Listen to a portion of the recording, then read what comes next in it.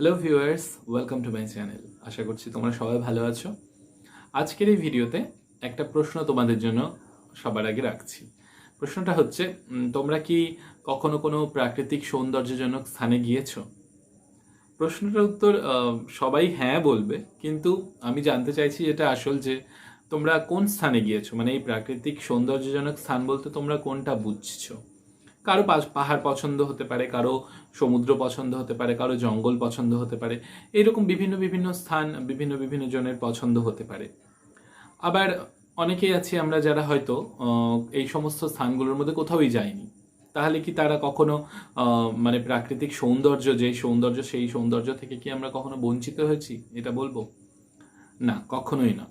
এবার এই প্রাকৃতিক যে সৌন্দর্যজনক স্থান, এর যে ডেফিনিশনটা, সেই ডেফিনিশনটা বলতে গেলে আমার বাড়ির পাশে একটা ছোট্ট বাগান রয়েছে, হয়তো সেই বাগানটাও কিন্তু হতে পারে। অথবা আমি একটা শহরের মধ্যে থাকি, পুরোপুরিভাবে কংক্রিটের জঙ্গল, কিন্তু আমার ছাদে একটা গাছ রয়েছে, টবের মধ্যে বেশ সুন্দর করে সাজানো। সেটাও কিন্তু প্রাকৃতিক পরিবেশেরই একটা অংশ। মনে করলে তোমরা, যদি ক্লাস 11-এ বর্তমানে রয়েছে একটা সিলেবাসে একটা কবিতা ওয়ার্ডসওয়ার্থের, যে লন্ডনকে কিন্তু তিনি, লন্ডন শহর ভাবো, একটা ইট কাঠ পাথরের একটা জঙ্গল, সেই শহরকে তিনি কিন্তু প্রাকৃতিক পরিবেশের একটা অংশ হিসেবেই দেখিয়েছেন। তাহলে আমরা কেন এগুলোতে প্রাকৃতিক পরিবেশ খুঁজে পাবো না? আসল কথাটা হচ্ছে, প্রকৃতির সান্নিধ্যে যে সৌন্দর্যটা বা যে শান্ত ভাব, সেটাই কিন্তু আসল প্রাকৃতিক সৌন্দর্য এবং প্রাকৃতিক সৌন্দর্যমূলক যে স্থান তার বৈশিষ্ট্য হওয়া উচিত বলে আমার মনে হয়। তো এবার অবভিয়াসলি তোমরাও হয়তো এটার সাথে অ্যাগ্রি করবে। তো হঠাৎ করে আমি কেন এই সমস্ত ব্যাপার আলোচনা করছি, কি কারণ হতে পারে? কারণ আজকে তোমাদের সাথে যে কবিতাটা আমি আলোচনা করব, সেই কবিতাটা কিন্তু এইরকমই একটা প্রাকৃতিক সৌন্দর্যজনক স্থান। সেখানটাই কবির ভ্রমণ কাহিনী, এবং সেই স্থানটার যে কতখানি ইম্প্যাক্ট, মানে আমরা বলতে পারি কতখানি প্রভাব রয়েছে কবির জীবনের ওপরে, অথবা কবির প্রাত্যহিক জীবনের সাথে সাথে তার যে একটা স্পিরিচুয়াল লাইফ, একটা আধ্যাত্মিক জীবনে যে সেটার কতখানি প্রভাব থাকতে পারে। অথবা আরও যদি গভীরভাবে বলতে চাই, যে তার যে ফিলোসফি, মানে তার জীবন দর্শন, সেইটার উপরে যে প্রকৃতি কতখানি প্রভাব ফেলেছে, সেইটা কিন্তু এই কবিতাটার মাধ্যমে আমরা কিন্তু অনেকখানি জানতে পারি। এই কবিতাটা অত্যন্ত বিখ্যাত একটা কবিতা। তো কবিতাটার নাম Composed a few miles above Tinton Abbey on revisiting the banks of the Wye during a tour, July 13, 1798। অনেক বড় কবিতাটার নাম, সেই জন্য আমি দেখে দেখে বললাম। খুব সহজে ছোট্ট করে বলতে গেলে এই কবিতাটার নাম হচ্ছে টিনটন অ্যাবি, লিখেছেন উইলিয়াম ওয়ার্ডসওয়ার্থ। ওকে, তো এই যে কবিতাটা রয়েছে, এর লাইন বাই লাইন অ্যানালিসিস আমরা অবশ্যই জানবো। তবে তার আগে এর উপরে একটা ছোট ইন্ট্রোডাকশন দেওয়া দরকার, সেটা আমি দেব। তারপর একটা ছোট্ট সামারি থাকবে, মানে আমি আজকের এই ভিডিওতে যতটা পড়বো, মানে ফার্স্ট স্ট্যান্জা আর সেকেন্ড স্ট্যান্জা, এটা নিয়ে আলোচনা করব। তো সেইটুকুনিটার একটা সামারি থাকবে, এবং তারপরে আমি এর যে লাইন বাই লাইন অ্যানালিসিসটা হয়, সেটা তোমাদের সাথে আমি আলোচনা করব। তাহলে চলো, এর যে ইন্ট্রোডাকশন পার্টটা, সেই ইন্ট্রোডাকশনটা একটু জেনে নিই। আমরা তো সবাই জানি যে উইলিয়াম ওয়ার্ডসওয়ার্থ হচ্ছেন গিয়ে একজন নেচার পোয়েট, অর্থাৎ প্রকৃতি কবি, এবং তার যে সমস্ত কবিতাগুলো রয়েছে, সেই সমস্ত কবিতাতেই এই যে প্রকৃতিটা কিন্তু বারবার করে ফুটে ফুটে ওঠে। তো এই যে কবিতাটা, অর্থাৎ টিনটন অ্যাবি, এই কবিতাটা কিন্তু কোনো ব্যতিক্রম নয়। এখানে কিন্তু আদ্যপান্ত প্রকৃতি নিয়ে আলোচনা রয়েছে, এবং সবচেয়ে বলতে গেলে এইটা কিন্তু কবির যে নিজস্ব যে পার্সোনাল একটা ডেভেলপমেন্ট, মানে একটা ছোট থেকে বড় হওয়া, বা তার যে নিজস্ব যে একটা ফিলোসফি তৈরি হওয়া, নিজের যে একটা জীবন দর্শন বোধ তৈরি হওয়া, এইটার উপরে যে প্রকৃতি কতখানি প্রভাব ফেলেছিল, সেই সম্পূর্ণ ব্যাপার কিন্তু আমরা এই কবিতাটা থেকে জানতে পারি। এবার এই কবিতাটার যদি আমি ইন্ট্রোডাকশন বা এর সম্বন্ধে যদি আরও কিছুটা বলি, তাহলে বলতে হয় এই কবিতাটা লিরিক্যাল ব্যালাডস, মানে অন্যতম একটা মাইলস্টোন যেটা ইংলিশ লিটারেচারে, যেটা 1798 সালে পাবলিশ হয়। সেই যে কালেকশনটা, সেই কালেকশনের হচ্ছে গিয়ে লাস্ট কবিতা হচ্ছে এই টিনটন অ্যাবি। ওকে, এটা সবচেয়ে সর্বশেষ, মানে এই কবিতাটাকে সংযুক্ত করা হয়েছিল। আর এই কবিতাটাকে জুলাই মাসের 13 তারিখ 1798 কিন্তু লেখা হয়। ঠিক আছে, এবার এটা কি ধরনের কবিতা? এটা অবভিয়াসলি নেচার মূলক মানে প্রকৃতিমূলক তো একটা কবিতা অবশ্যই। এছাড়া এটা একটা ড্রামাটিক মনোলগের আমরা উদাহরণ বলতে পারি। এবার ড্রামাটিক মনোলগ জিনিসটা কি, তোমরা যারা আমার একটা ভিডিও দেখেছো যে মাই লাস্ট ডাচেস কবিতাটা অর্থাৎ রবার্ট ব্রাউনিংয়ে, সেইটা কিন্তু ড্রামাটিক মনোলগের একটা দারুণ উদাহরণ। তো সেইখানটায় আমি ড্রামাটিক মনোলগ সম্বন্ধে আলোচনা করেছি, তোমরা চাইলে দেখে নিতে পারো। মানে যে ধরনের কবিতাতে সাধারণত কি হয়, যে ন্যারেটার থাকে বা স্পিকার থাকে, তিনি কোনো কিছু একটা বলে যান কাউকে, কিন্তু অন্য কেউ একজন থাকে কিন্তু সে সম্পূর্ণ প্যাসিভ থাকে। ওকে, তো এবার সে থাকতেও পারে বা নাও থাকতে পারে, মানে তার প্রভাবটা সত্যিকারের বলতে নগণ্য, মানে তার কোনো রকম সেখানটায় অংশ মানে গ্রহণ আমরা দেখতে পাই না। ওকে, তো এই হচ্ছে ড্রামাটিক মনোলগের একটা আমরা সবচেয়ে যে মূল ক্যারেক্টারিস্টিক্স সেটা বলতে পারি। তো এই কবিতাটা তো আমরা তাই দেখতে পাবো, এবং কবিতার একেবারে শেষে গিয়ে আমরা জানতে পারবো যে তিনি তার বোন ডরোথিকে এই যে ঘটনাগুলো, সেই ঘটনাগুলো তিনি সম্পূর্ণ বর্ণনা করছেন। ঠিক আছে, ততক্ষণে জানতে পারবো, তার আগে কিন্তু আমরা প্রথমে কিন্তু কিছুই বুঝতে পারবো না, যে আমরা ভাববো যে সম্পূর্ণ তিনি নিজেই নিজের মনের মধ্যে এই কথাগুলো বলছেন। তো এই জন্য আমরা বলতে পারি একে একটা ড্রামাটিক মনোলগ। এছাড়াও একে আমরা একটা টপোগ্রাফিক্যাল কবিতাও বলতে পারি। এবার টপোগ্রাফিক্যাল কবিতাটা কি, এটা হচ্ছে এমন এক ধরনের কবিতা, মানে যে ধরনের কবিতাতে কোনো একটা নির্দিষ্ট ভৌগোলিক স্থানকে প্রেস করে হোক বা সেটাকে নিয়ে আলোচনা করে যখন কোনো কবিতা লেখা হয় সেটা। তো আমরা টাইটেল থেকেই বুঝতে পারছি যে টিনটান অ্যাবি, এটা তো একটা মনমথশায়ার, মানে ইংল্যান্ডে মনমথশায়ার যে স্থানটা রয়েছে সেখানে অবস্থিত যে টিনটান একটা মনাস্ট্রি রয়েছে, সেই মনাস্ট্রিটাকে নিয়েই কবিতাটা লেখা। তো স্বাভাবিকভাবে ওই জন্য আমরা বলতে পারি এটা একটা টপোগ্রাফিক্যাল কবিতার একটা উদাহরণ। ওকে, তো তোমাদের জন্য একটা টাস্ক রইল, এরকম আর কি কি তোমরা টপোগ্রাফিক্যাল কবিতা পড়েছো সেটা তোমরা কমেন্ট সেকশনে কমেন্ট করে জানিও। আজকে যেহেতু আমি কেবলমাত্র দুটো স্ট্যান্ডারই লাইন বাই লাইন অ্যানালাইসিস দেবো, তো সেই জন্য এই দুটো স্ট্যান্ডারই আমি একটা শর্ট সামারি এখানটায় আলোচনা করছি। তো এই যে কবিতাটা, এই কবিতাটা শুরু হচ্ছে কবির সম্পূর্ণ মানে স্পিকার সেই স্পিকার আমরা বলতেই পারি এটা ওয়ার্ডসওয়ার্থ নিজে, এবং তিনি যে ওয়াই নদীর যে তীরে এই যে টিনটান অ্যাবি স্থানটা রয়েছে, টিনটান এই চার্চটা রয়েছে, মনাস্ট্রিটা রয়েছে, সেখানটায় 5 বছর পর ঘুরতে যাচ্ছেন। তিনি লাস্ট যখন ভিজিট করেছিলেন 1793-তে, ঠিক আছে, তো 1793, তখন তার 23 বছর মতন বয়স। তো সেই সময় তিনি যখন ভ্রমণ করেছিলেন সেই স্থানটা, তারপর 5 বছর কেটে গিয়েছে, তারপর তিনি 1798 সালে সেখানে আবার তিনি ঘুরতে যাচ্ছেন, এবং ঘুরতে গিয়ে দেখছেন সেই যে প্রকৃতিটা, সেই প্রকৃতিটা ঠিক একই রকম রয়েছে। এবার এই জায়গাটায় একটা বলবার যে তিনি যখন প্রথমবার গিয়েছিলেন, তিনি তখনকার যাওয়া এবং এই যে এইবারকার যাওয়া, দ্বিতীয়বারের যাওয়া, সেই দুটো যাওয়ার মধ্যে কিন্তু অনেকখানি পার্থক্য রয়েছে। প্রথমবার তিনি যখন গিয়েছিলেন, তিনি ভয়ে যেন একটা কোনো কিছুর থেকে যেন পালিয়ে তিনি সেখানে যেন একটা আশ্রয় খুঁজতে গিয়েছিলেন, প্রকৃতির মধ্যে আশ্রয়। সেটা কি না, সেই সময় আমরা জানি ফ্রেঞ্চ রেভলিউশন চলছে, এবং সেই যে রেইন অফ টেরার শুরু হয়েছে। তো সেই যে একটা বিপর্যস্ত অবস্থা, সেই স্থান থেকে কিন্তু তিনি পালিয়ে সেই যে একটা ভয়, সেই ভয়টা কাটানোর জন্য কিন্তু তিনি প্রকৃতির কাছে আশ্রয় খুঁজতে এই টিনটান অ্যাবিতে প্রথমবার ভিজিট করেছিলেন।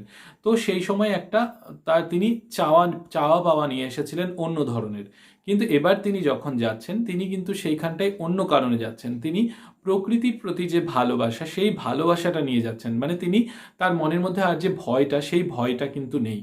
তার মানে তিনি সম্পূর্ণ প্রকৃতিকে ভালোবেসে সেই প্রকৃতিকে উদযাপন করতেই কিন্তু তিনি সেখানে যাচ্ছেন। এবং তিনি যখন সেখানে আসছেন, এসে দেখছেন সম্পূর্ণ কিছু যেমনকার ছিল তেমনই রয়েছে। সেই যে সিরিনিটি, সেই যে ট্র্যাঙ্কুইলিটি আমরা বলতে পারি, সম্পূর্ণ কিন্তু কোনো কিছুই বদলায়নি। ঠিক আছে, এবং তার উপরে তখনও যেমন প্রকৃতি একটা প্রভাব ফেলেছিল, ঠিক এখনও তাই প্রভাব ফেলছে। এবং তিনি আরও এই যে সৌন্দর্য, মানে এই যে প্রাকৃতিক পরিবেশের বর্ণনাটা এত সুন্দরভাবে দিয়েছেন। বলছে যে এখানে যে সিকামোর গাছগুলো রয়েছে, সেই গাছগুলো পুরো সবুজ হয়ে রয়েছে। এছাড়া মানে বাগান, মানে যে নদীর তীরটা রয়েছে, নদীর যে জলধারাটা, সেই জলটা খুব সুন্দর কুলকুল করে বয়ে চলেছে। তার পাশে গাছের ছায়ে তিনি আবার গিয়ে বসতে পারছেন, গাছে কাঁচা কাঁচা ফল রয়েছে, এবং সেই সমস্ত কিছু মিলিয়ে একটা সবুজে সবুজ হয়ে রয়েছে। এছাড়া বলতে গেলে হচ্ছে গিয়ে এখানটায় তিনি দূরে সেই যে বাগান থেকে, সেখানে তিনি দেখতে পাচ্ছেন যে হয়তো কেউ আগুন জ্বালিয়েছে, এবং তার জন্য সেখানে একটা ধোঁয়া দেখতে পাচ্ছেন। এবার তিনি অবভিয়াসলি সেটা সম্বন্ধে তিনি জানেন না যে সেটা কোত্থেকে আসছে, তো সেটাকেও নিয়েও তিনি গেস করছেন যে সেটা হয়তো কোনো যাযাবর জাতি তারা হতে পারে, অথবা কোনো হয়তো সাধু বাবা সেখানে রয়েছে, তার যে মানে হচ্ছে গিয়ে কুটির ঘর রয়েছে সেখান থেকে আসতে পারে। অথবা তারপরে মানে এইরকমভাবে তিনি আলোচনা করছেন, করতে করতে তিনি বলছেন এই যে সৌন্দর্যটা, এই সৌন্দর্যটা কিন্তু তিনি 5 বছর পরে আসলেও তিনি কিন্তু একটুও ভুলেননি, তিনি কিন্তু সম্পূর্ণ মনে রেখেছেন, তার মাথায় সম্পূর্ণ কিছু পরিষ্কার রয়েছে, ঠিক আছে। তিনি তার অন্তরের চোখ দিয়ে, তিনি চোখ দিয়ে মানে আমাদের যে দৈহিক যে চোখ, সেই চোখ দিয়ে তিনি না দেখতে পেলেও তিনি কিন্তু অন্তরাত্মা দিয়ে ফিল করতে পারেন, সেটা সম্পূর্ণ তিনি কিন্তু দেখতে পেতেন। তিনি যখন মানে একাকী থাকতেন তখন সম্পূর্ণ এগুলো অনুধাবন করতে পারতেন। এবার তোমার এখানে একটা কবিতার কথা উল্লেখ করি, তোমরা ড্যাফোডিলস কবিতাটা আই থিঙ্ক পড়েছো বেশিরভাগই, ওয়ার্ডসওয়ার্থের লেখা। তো তিনি সেখানে বলছেন না, when I am in pensive or vacant mood, তো they come up in my inward eye. ওই যে ড্যাফোডিলসগুলো, যে ফুলগুলো, তিনি যখন একাকী থাকেন বা তার যখন একটু মনটা ভারাক্রান্ত থাকে, তখন সেই যে ফুলগুলো সেইগুলো তার মনে যে মানুষ চক্ষু, যেটা সেই মানুষ চক্ষুতে সেইগুলো যেন তার সামনে উঠে আসে এবং তাকে আনন্দ দেয়। তো এই যে 5 বছর আগে তিনি যে ওয়াই নদীর তীরে এই যে টিনটানামিতে বেড়াতে এসেছিলেন, সেইটা যেন তাকে আবার সেই যে ওই আমরা বলতে পারি ওই একই রকমভাবে সেই সৌন্দর্য সেইগুলো কিন্তু তার মাঝে মাঝেই কিন্তু এই যে যতদিন তিনি আসতে পারেননি সেই সময়টাতে কিন্তু সেগুলো তাকে আনন্দ দিয়ে গেছে। তো এই যে সৌন্দর্যটা, এই সৌন্দর্যটা কিন্তু কবির যে আধ্যাত্মিক একটা গ্রোথ, একটা স্পিরিচুয়াল গ্রোথ, সেইটাতে কিন্তু খুব হেল্পফুল হয়েছিল। এবং তিনি সত্যিকারের বলতে তার যে জীবন দর্শন সেটাও কিন্তু এর এর মানে তার উপরেও কিন্তু এর প্রভাব অনস্বীকার্য আমরা বলতে পারি।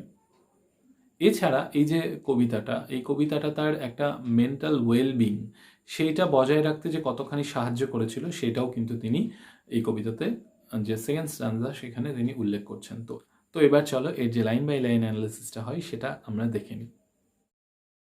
5 years have passed, অর্থাৎ 5 বছর হয়ে গিয়েছে। তার মানে 5 বছর কিসে হয়েছে, তিনি 5 বছর পর আসছেন, মানে প্রথমবার তিনি একবার ভিজিট করেছিলেন, তারপর আবার 5 বছর পর তিনি এই 1798 সালে সেই যে ওয়াই নদীর তীরে টিনটানাবি সেখানটায় তিনি আসছেন। 5 summers with the length of 5 long winters। তারপরে কি বলছেন, তারপরে বলছেন যে 5খানা তারপরে গ্রীষ্মকাল কেটে গিয়েছে। With the length of 5 long winters, মানে তারপরে 5খানা দীর্ঘ শীতও কেটে গিয়েছে। এবার এখানটায় হঠাৎ করে সামারকে বলা হলো 5 সামার্স, কিন্তু যখন উইন্টার বলা হচ্ছে সেটা কি বলছে যে লং উইন্টার্স। এবার লং উইন্টার্স কেন বলা হচ্ছে, আমরা জানি যে ইউরোপিয়ান যে কান্ট্রিগুলো রয়েছে তাদের কিন্তু মানে সেগুলো কিন্তু শীত প্রধান দেশ এবং তাদের শীতটার কিন্তু স্থায়িত্ব অনেক দিন হয়, সেই জন্য বলছে লং উইন্টার্স। এছাড়া এই যে উইন্টারগুলোকে লং বলার আরও একটা কারণ রয়েছে, সেটা হচ্ছে যে আমরা জানি যে শীত ঋতু কিন্তু অত্যন্ত কষ্টদায়ক, এবং এই যে একটা সৌন্দর্য, এই যে একটা প্রাকৃতিক পরিবেশ, তার থেকে দূরে থেকে কবি যে কতখানি কষ্ট পেয়েছেন সেইটাও কিন্তু বোঝানোর জন্য এই যে লং উইন্টার্স বা উইন্টার সিজন সেটাকে কিন্তু এখানটায় টানা হলো, ঠিক আছে, ইউজ করা হয়েছে।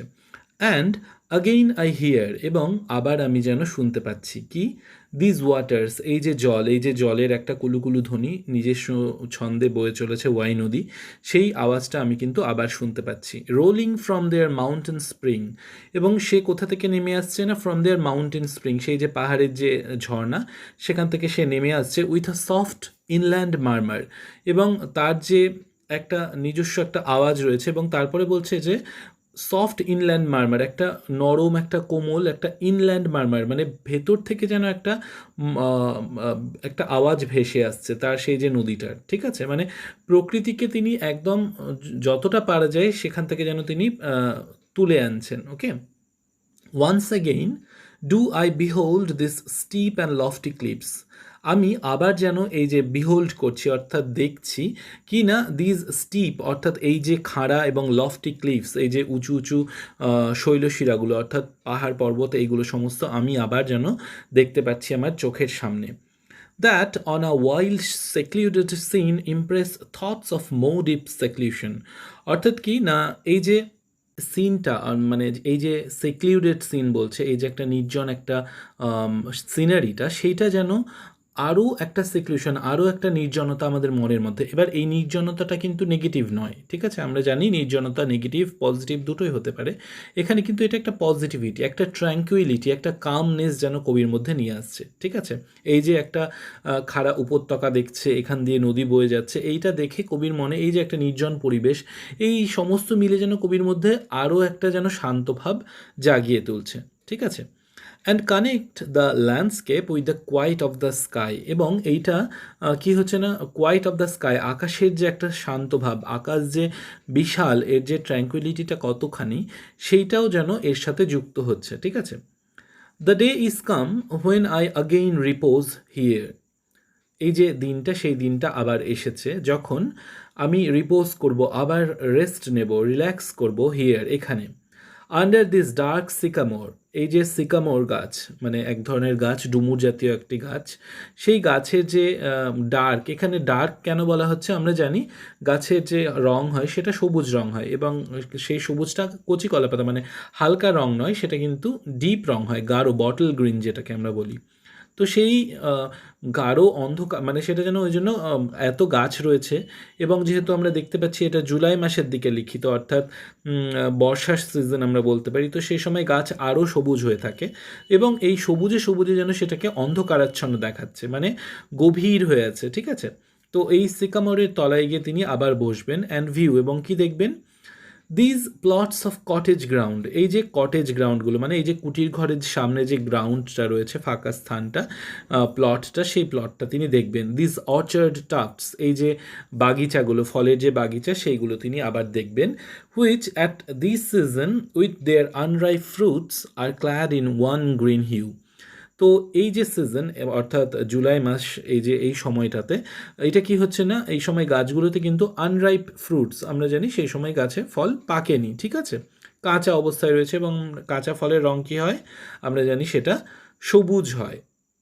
এবার কি বলছে, are clad in one green hue, hue অর্থাৎ কালার, মানে সমস্ত কিছু যেন, ক্ল্যাড মানে পরিধান করা, কিন্তু এখানে পরিধান করা না, আমরা বলবো যে সমস্ত কিছু যেন কাভার্ড আপ হয়ে যাচ্ছে, গ্রিনে গ্রিন মানে সবুজে সবুজ একাকার হয়ে যাচ্ছে, ঠিক আছে?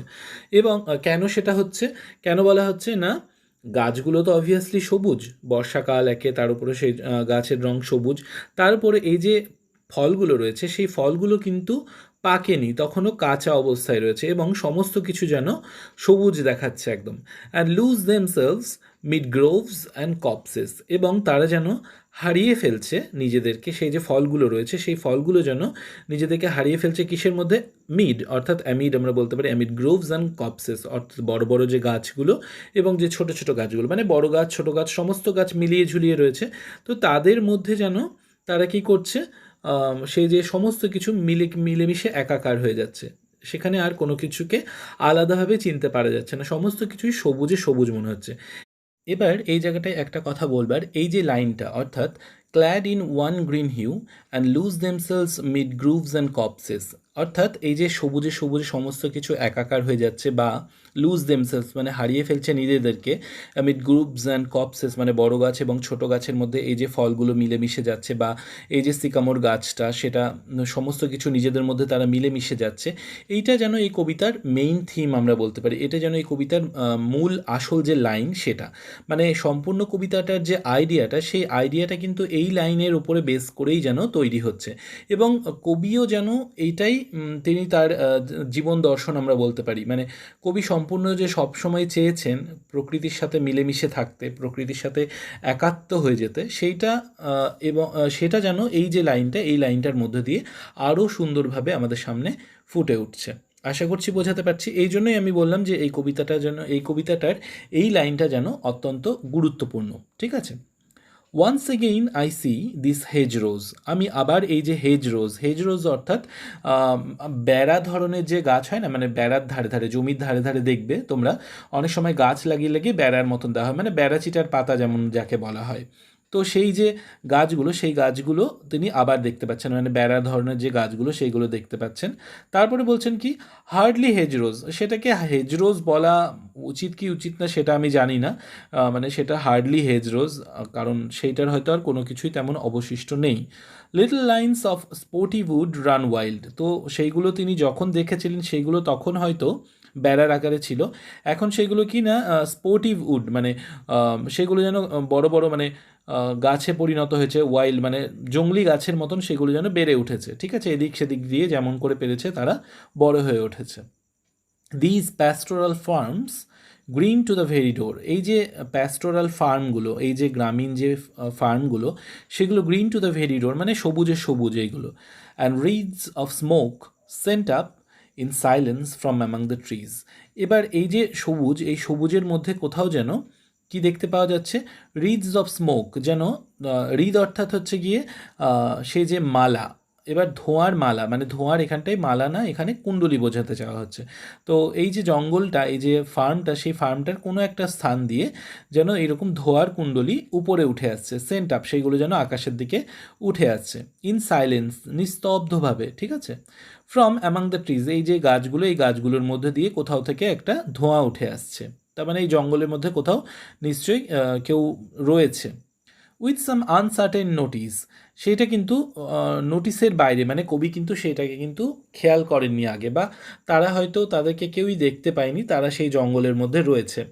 As might seem of vagrant dwellers in the houseless woods, হয়তো বা তারা কারা হতে পারে, সেই যে ভ্যাগ্রান্ট মানে সেই যে যাযাবর ডুয়েলাররা রয়েছে, মানে ওই যে ওই জিপসিরা হয় না, যারা যাযাবর মানে এক স্থান থেকে এক স্থানে ঘুরে বেড়ায়, তাদের কোনো নির্দিষ্ট বাড়িঘর বা ঠিকানা থাকে না, তো তারা হয়তো হতে পারে সেখানটাই তারা আগুন জ্বালিয়েছে, তারা হয়তো সেখানে ক্যাম্প করেছে, ক্যাম্প করে সেই যে আগুনটা, সেই ক্যাম্পের পাশে যে আগুনটা, সেই আগুনটাই হয়তো গাছের উপর দিয়ে উঠে আসছে। অর অফ সাম হারমিটস কেভ, অথবা সেখানটায় হয়তো কোনো সাধু বাবা বসতি গেড়েছে, যার সেই যে কেভ থেকে, সেই গুহা থেকে, where by his fire the hermit sits alone, হয়তো বা তিনি কি বলতে চাইছেন ওয়ার্ডসওয়ার্থ এখানটায়, সেই যে হারমিটের কেভ, সেই হারমিটের কেভ থেকে হয়তো সেই আগুনটা আসছে, এবং তারপরে বলছে সেই আগুনের পাশে হয়তো সেই হারমিটটা একাকী বসে রয়েছে। এবার এই যে ওয়ার্ডটা অ্যালোন, এই অ্যালোন কথাটার মধ্যে কিন্তু একটুখানি হিংসা লুকিয়ে রয়েছে, মানে একাকী, তার মানে কবিও কিন্তু সেই জায়গাটাই তিনি থাকতে চান, সেই জন্য তিনি বলছেন অ্যালোন, সে যেন হারমিটটা সেখানে অ্যালোন একাকী বসে রয়েছে, এবং আমিও সেই জায়গাটায় যেতে চাই। ওকে, এবার চলো সেকেন্ড স্ট্যান্জার দিকে যাওয়া যাক। This beauteous forms through a long absence have not been to me as is a landscape to a blind man's eye. এই যে বিউটিয়াস ফর্মস, এই যে সৌন্দর্য, এই যে প্রাকৃতিক সৌন্দর্য, থ্রু আ লং অ্যাবসেন্স, এটা কিন্তু অনেক দিন বাদ, মানে 5 বছর পরে যেহেতু আমি আসছি, সেই জন্য এই যে এতদিন হয়ে গেল, have not been to me as is a landscape to a blind man's I, তো সেইটা আমার কাছে ছিল না এতদিন অবধি, আমি সেটাকে কিন্তু আমার যে এই যে দৈহিক যে চক্ষু, মানে আমার যে এই চোখ, সেই চোখ দিয়ে আমি অবভিয়াসলি দেখতে পেতাম না ঠিকই, কেমনভাবে না, as is a landscape to a blind man's eye, মানে যেমন একজন অন্ধ যে ব্যক্তি হন, তিনি তো তেমনভাবে এই যে প্রাকৃতিক মানে প্রকৃতি, এই যে ল্যান্ডস্কেপগুলো, এই যে ভূপ্রকৃতি, সেটাকে তো তিনি দেখতে পান না, কিন্তু সেটা তিনি হয়তো তার দৈহিক চক্ষু দিয়ে দেখতে পারেন না ঠিকই, কিন্তু তিনি তার মানস চক্ষু, আভ্যন্তরীণ যে আমাদের ইনওয়ার্ড আইজ, সেই চোখ দিয়ে কিন্তু তিনিও হয়তো, যে ব্লাইন্ড ম্যান রয়েছেন তিনিও কিন্তু দেখতে পান। তেমনই কবি যে রয়েছেন, কবিও কিন্তু তার দৈহিক চক্ষু দিয়ে না দেখতে পেলেও সেটা কিন্তু তিনি তার মনের চোখ দিয়ে দেখতে পেতেন। বাট অফট, কিন্তু প্রায়ই, ইন লোনলি রুমস, সেই যে একাকী ঘরগুলোতে, and amid the din of towns and cities, যখন এই যে ডিন অর্থাৎ কোলাহল, তার মধ্যে অফ টাউনস অ্যান্ড সিটিজ মানে শহরে বসবাসকালীন, মানে তিনি যখন লন্ডনে থাকতেন, সেই যে শহরে বসবাসকালীন সেই যে একটা কোলাহল, তার মধ্যে তিনি যখন কোনো একাকী ঘরে থাকতেন, I have owed to them in hours of weariness, তার মানে তিনি কি বলছেন, আমার মানে সত্যিকারে তাদের কাছে আমি কৃতজ্ঞ, যে সেই যে আওয়ার্স অফ ওয়ারিনেস, মানে আমি যখন অত্যন্ত ক্লান্ত থাকতাম, তারা কি করতো, আমাকে সেনসেশনস সুইট, অর্থাৎ খুব সুন্দর অনুভূতি এনে দিত, মানে এই যে এইগুলো আমার ইনওয়ার্ড আইজে যেন, আমার চোখের সামনে যেন, আমার যে মানস চক্ষু, সেইটার সামনে যেন ভেসে উঠতো, এবং আমাকে একটা প্রশান্তি প্রদান করতো, আমাকে একটা শান্তি দিত, মনের মানসিক একটা শান্তি পেতাম আমি, এইগুলো যখন আমার স্মৃতিতে পুনরায় আসতো। ঠিক আছে, তারপরে কি বলছেন, felt in the blood and felt along the heart, তো সেটাকে তিনি যেন তার রক্তস্রোতের মধ্যে যেন তিনি বুঝতে পারতেন, অনুভব করতে পারতেন, এবং সেটাকে তিনি তার মন দিয়ে অনুভব করতেন, তিনি সম্পূর্ণ মনে, তার সম্পূর্ণ শরীরে তিনি যেন সেইগুলোকে বুঝতে পারতেন, সেই যে সৌন্দর্যটা তিনি ফিল করতে পারতেন। And passing even into my purer mind, এবং সেইটা যেন কবির যে মাইন্ড, কবির মননেও কিন্তু সেইটা প্রবেশ করতো, উইথ ট্র্যাঙ্কুইল রেস্টোরেশন, এবং সেইটা যেন তার মনে প্রবেশ করে একটা যেন ট্র্যাঙ্কুইল রেস্টোরেশন, অর্থাৎ তার স্মৃতির মধ্যে একটা ট্র্যাঙ্কুইলিটি, একটা শান্ত ভাবকে যেন রিস্টোর করতো, সেটা যেন তার মনের মধ্যে আবার সেই শান্ত ভাবটা নিয়ে আসতো, ঠিক আছে, একটা কামনেস নিয়ে আসতো। Feelings too of unremembered pleasure, such perhaps as have no slight or trivial influence on that best portion of a good man's life. অর্থাৎ এখানটা কি বলতে চাওয়া হচ্ছে, এখানটা একটু লাইনটা জটিল করে লিখেছেন তিনি।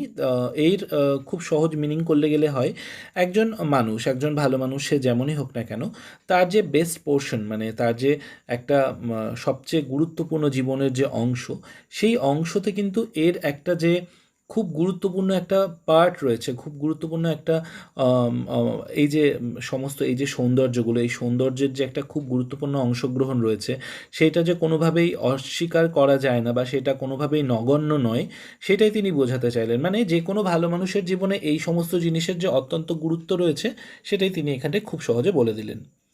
His little nameless unremembered acts of kindness and love, মানে তার সে খুব ছোট্টই হোক না কেন, নেমলেস সেটাকে নাম নেবার মতন নয়, আনরিমেম্বার্ড সেটা হয়তো লোকজন ভুলে যাবে, acts of kindness and of love, মানে সেই যে একটা কাইন্ডনেস, মানে হয়তো একটা দয়া, ঠিক আছে, কারো প্রতি করুণা অথবা ভালোবাসা, এর মধ্যে এইগুলো তো যে কোনো ভালো মানুষের কোয়ালিটি, তো এর মধ্যে এই যে একটা বিউটিয়াস ফর্মস, মানে এই যে সৌন্দর্য, প্রাকৃতিক সৌন্দর্য, এর কিন্তু একটা খুব গুরুত্বপূর্ণ ভূমিকা রয়েছে। এইগুলো ছাড়া, মানে এই যে একটা সৌন্দর্য, এই যে প্রকৃতি, তার যে ট্র্যাঙ্কুইলিটি, এই সমস্ত জিনিস যদি কারোর ওপরে যদি প্রভাব বিস্তার না করতে পারে, তাহলে কিন্তু সে কোনোদিনও মানে কারো প্রতি করুণা প্রদর্শনও যেমন করতে পারবে না, সে কিন্তু কখনো তাকে ভালোবাসতে পারবে না। এইগুলো কিন্তু খুব দরকার, প্রকৃতির একটা অংশগ্রহণ মানুষের জীবনে খুবই দরকার, সেটাই কিন্তু এখানটায় তিনি স্পষ্ট করে দিলেন।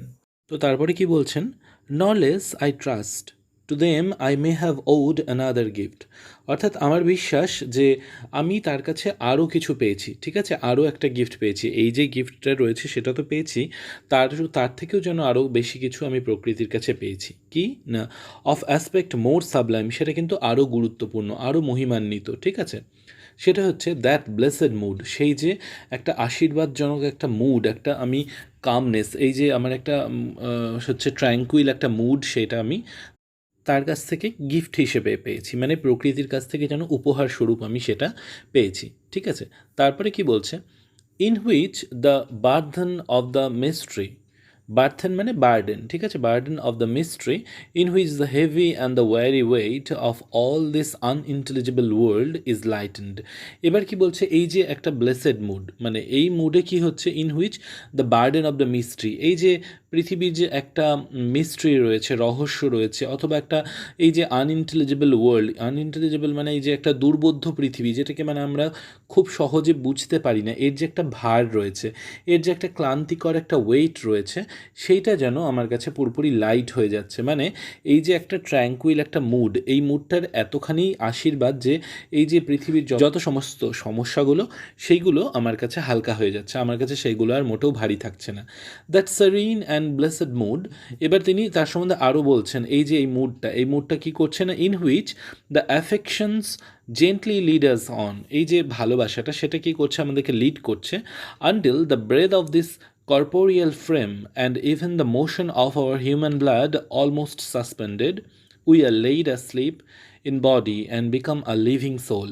তো এই যে একটা ব্লেসেড মুড যেটা আমি আলোচনা করছিলাম, তো সেই ব্লেসেড মুড বা সেই যে সেরিন মুড একটা, সে কী করছে, সে এই যে আমাদের একটা দৈহিক বাঁধন রয়েছে, এই যে কর্পোরিয়াল একটা ফ্রেম রয়েছে, আমাদের যে এই ফিজিক্যাল একটা বাঁধন, সেই ফিজিক্যাল বাঁধনটাকে আমাদেরকে যেন ছাড়িয়ে উঠতে সাহায্য করছে, মানে এটাকে যেন আমরা কাটিয়ে দিচ্ছি, ঠিক আছে, এটাকে কাটিয়ে উঠে, এবং আমাদের সম্পূর্ণ যে শরীরটা, সেই সম্পূর্ণ শরীরটা হয়তো একদম সাসপেন্ডেড হয়ে যাচ্ছে আমাদের, মানে আমরা ফিজিক্যালিটির ঊর্ধ্বে উঠে যাচ্ছি, এবং উঠে গিয়ে যেন একটা লিভিং সোলে পরিণত হচ্ছি, মানে জীবন্ত আত্মা, মানে কি বলা যায়, এটা খুব সহজভাবে বলতে গেলে এই যে একটা শান্ত ভাব, প্রকৃতির একটা শান্ত ভাব যখন আমি অনুভব করতে পারছি নিজের মধ্যে, তখন আমি কি হচ্ছে, আমার যে এই শারীরিক যে বিভিন্ন যে সমস্ত বাঁধনগুলো রয়েছে, সেই বাঁধনগুলো কাটিয়ে উঠে যেন আমি সবার সাথে এক হয়ে যেতে পারছি। ঠিক আছে, আমি সবার সাথে মিলেমিশে এক হয়ে যাচ্ছি। তারপরে কি বলছে, এর জন্য কি হচ্ছে না, while with an eye made quiet by the power of harmony and the deep power of joy. এবার কি বলছে যে না, একটা চোখ, যেটা আমাদের চোখ, সেই চোখটা কি হচ্ছে না, that is made quiet by the power of harmony and the deep power of joy. অর্থাৎ সেই চোখটা শান্ত হচ্ছে, কি দ্বারা শান্ত হচ্ছে না, একটা পাওয়ার অফ হারমোনি, মানে এই পরিবেশের সঙ্গে যে একটা হারমোনি, একটা সাযুজ্য, সেইটার যে একটা শান্ত ভাব, সেই শান্ত ভাবের জন্য আমার চোখটাও শান্ত হচ্ছে। এছাড়া পাওয়ার অফ জয়, এই যে একটা আনন্দ, এই যে আন্তরিক একটা আনন্দ, তার জন্য কিন্তু আমার এই যে চোখটা, সেই চোখটা শান্ত হচ্ছে। এবং তার ফলে কি হচ্ছে, we see into the life of things, মানে আমি সত্যিকারের জীবনটা যেন অনুধাবন করতে পারছি। অর্থাৎ আমার জীবনটা কি, মানে the life in the true sense of the term, মানে সত্যিকারের বলতে জীবনটা যেটা, সেই জীবনটাকে যেন আমি উপভোগ করতে পারছি। তো এই যে এখান থেকে, মানে দ্যাট ব্লেসেড মুড থেকে এই যে দ্য লাইফ অফ থিংস, এইটুকুনিটা যদি পড়ি, এর যদি খুব সহজ বাংলায় বলতে হয়, তাহলে বলতে হয় যে এই পরিবেশ থেকে, এই পরিবেশের সাথে একাত্মীকরণের ফলে আমি যে সমস্ত কোয়ালিটিগুলো পাচ্ছি, সেই কোয়ালিটিগুলো আর কিছুই নয়, সেটা যেন আমাকে শান্ত করে দিচ্ছে। এবং আমি যে আমার এই যে দৈহিক যে সমস্ত বাঁধনগুলো রয়েছে, সেই বাঁধনগুলোকে কাটিয়ে উঠে একটা অন্য একটা শান্তির দুনিয়াতে যেন আমি চলে যেতে পারছি। এবং তার ফলে আমার যে জীবনটা, যে সত্যিকারের যে জীবনটা, সেই জীবনটাকে আমি, বা জীবনের মানেটা, সেই জীবনের মানেটাকে আমি অনুধাবন করতে পারছি। ওকে, তো এই গেল এই যে কবিতাটার এতদূর অবধি, লাইন 50 অবধি এর অ্যানালিসিস। তো আশা করছি তোমাদের কবিতাটা ভালো লেগেছে। যদি ভালো লেগে থাকে তাহলে প্লিজ একটা লাইক করো, বন্ধুদের সাথে শেয়ার করো, আর যারা চ্যানেলে নতুন এসেছে তারা প্লিজ সাবস্ক্রাইব করে পাশে থেকো। সম্পূর্ণ ভিডিও দেখবার জন্য অসংখ্য ধন্যবাদ।